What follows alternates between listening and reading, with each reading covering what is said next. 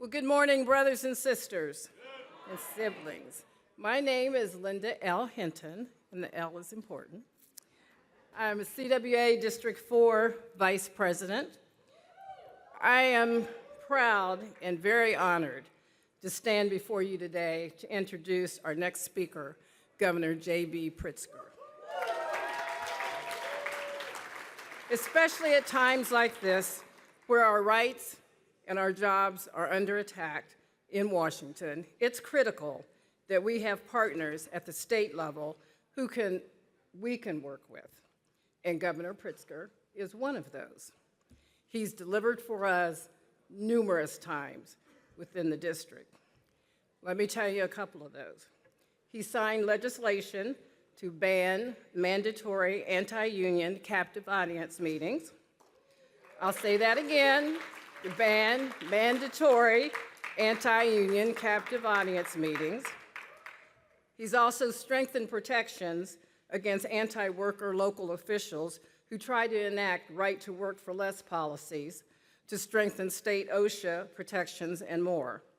He has also helped us pass a constitutional amendment in Illinois, guarantee all workers the right to organize and collectively bargain, which will help protect workers against union busting efforts we've seen from politicians in Wisconsin and in my own home state of Ohio. You can see why in District 4 we're very proud of Governor Pritzker. So I am very honored to introduce him. I will say that we know him in District 4, and I have a hunch that you all will hear his name a lot in the future, and you can read into that what you want. So we are proud to have him here today to talk with us a little bit. I happen to think that he is the biggest, the baddest, and the boldest governor in the country. And so I give you our friend, J.B. Pritzker, Governor of Illinois.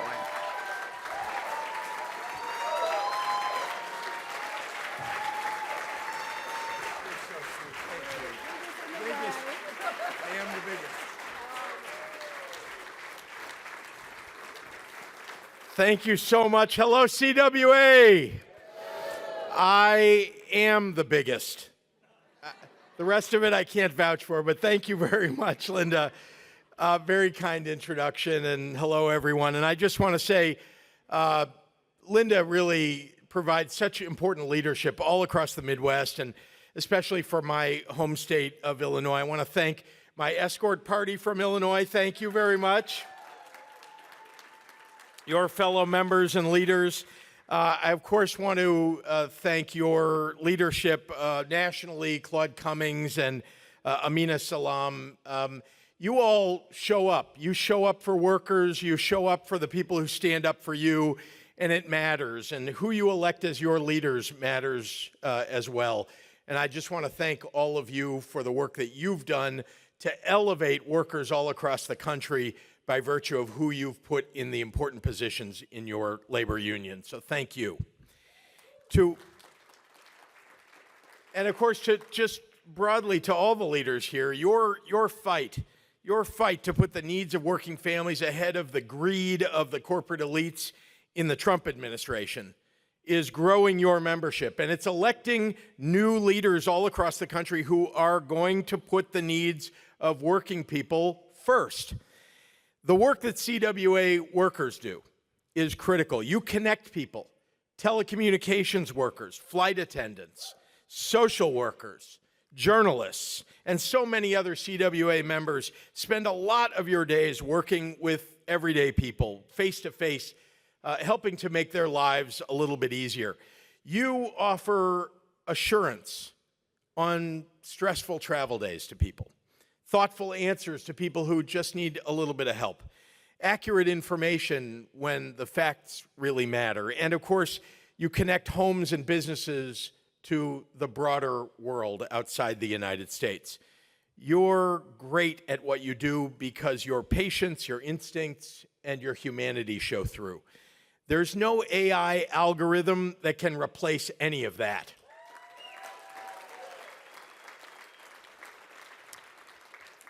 And here's the thing that I admire most.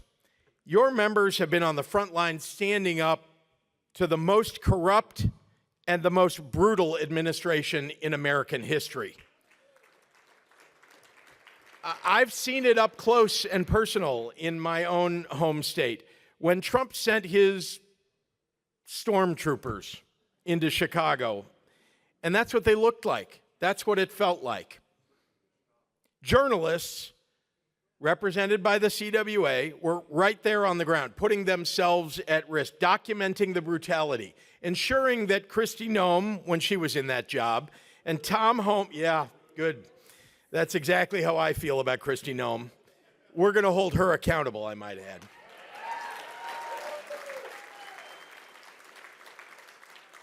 And so too the rest of them, Tom Homan and Stephen Miller. You made sure that they couldn't lie about what was truly happening on our streets. Your members were there as bona fide reporters wearing press credentials, simply doing the job of reporting and recording history. And yet, you know what happened? ICE agents pelted them with pepper balls and with rubber bullets and sprayed them with tear gas. They weren't doing anything wrong. They were simply doing their jobs.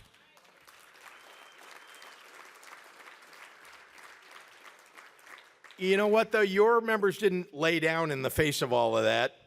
You took Trump and his goons to court, and you won. And that's not the only fight that CWA has won in Illinois, in the land of Lincoln. Thanks in part to our work together and the relentless advocacy of CWA members across my state, Illinois has become the first state in the nation, you heard Linda mention this, to enshrine into our state constitution the workers' right to organize and join a union. Guaranteed. Now I want to tell you why we're succeeding in my state. It's because CWA and the labor movement has always had a seat at the table in my administration, and you always will. You helped elect me. You knew that I would stand with you. And over my 2 terms as governor, as I have focused on how to lift up working families and to put your needs ahead of the corporations and the narcissists, your workers and your leaders have stood right at my side every step of the way. When we raised the minimum wage to $15 an hour and gave paid leave to every worker in Illinois, you were there. When we put money in the pockets of workers with our new child tax credit and expanded earned income tax credit, you were there. When we went to work passing nation-leading energy and infrastructure laws and expanded high-speed internet to parts of our state that had been left out and left behind for too long, you were right there. And as we fight now for constitutional rights of working families under attack by the Trump administration, you are there. One more thing. As artificial intelligence is bringing, a time of massive technological change and uncertainty to our nation and the world, I'm working to make sure that those changes don't come at the expense of our workers. And once again, union leaders and union members are right there at my side in that fight. Thank you. Thank you. Because you and I know that when workers have a seat at the table, it's good for our country. And that's been the Illinois story. And working together, we're going to make sure that that's the American story. But it is going to take all of us. Because I don't have to tell you, Trump and MAGA are failing our workers right now. Trump and Vance have sent costs skyrocketing and empowered wealthy corporations to treat your members like garbage, to treat workers across the nation like garbage. And where have MAGA Republicans in Congress been as Trump's been doing all of this? Well, they've been acting like lapdogs, letting the White House trample on your rights by day, and then you know what? They're rubbing elbows with Elon Musk and David Ellison at cocktail parties by night. If you ask me, it's time for Republicans in Washington to cut the bullshit. They've got to stop laying down on the job. They got to start standing up for workers, and they want to prove, if they do want to prove, that they stand up with workers, and they say they do. They say they want to stand with workers. If they want to prove that, and they want to prove that they don't stand with the corporate overlords, they can start by doing what we did in Illinois, enshrine the right to join a union into the Constitution of the United States.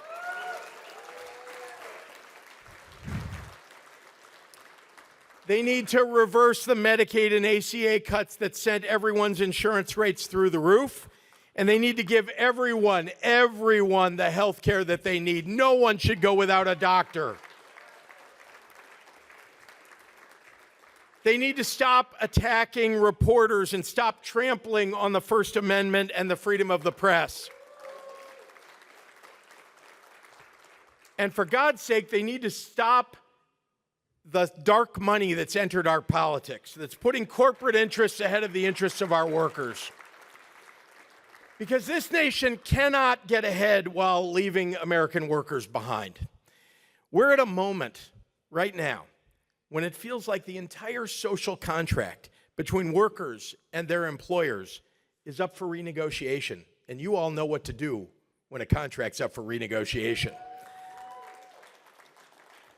It's time for workers to write the next draft of our social contract in this country. As the wealth of the technological advancements that are coming to our country happens, it needs to end up not in the hands of the oligarchs, but in the bank accounts of Americans and working families. So that's the future that I'm fighting for in Illinois. I know that's the future that we need for this country, and that's the future that all of us want together. CWA, thank you. Thank you for your advocacy, for your determination, for the dedication that you have to fighting for workers. I'm so proud to be your partner in that fight. Thank you for having me here today. Good to see all of you.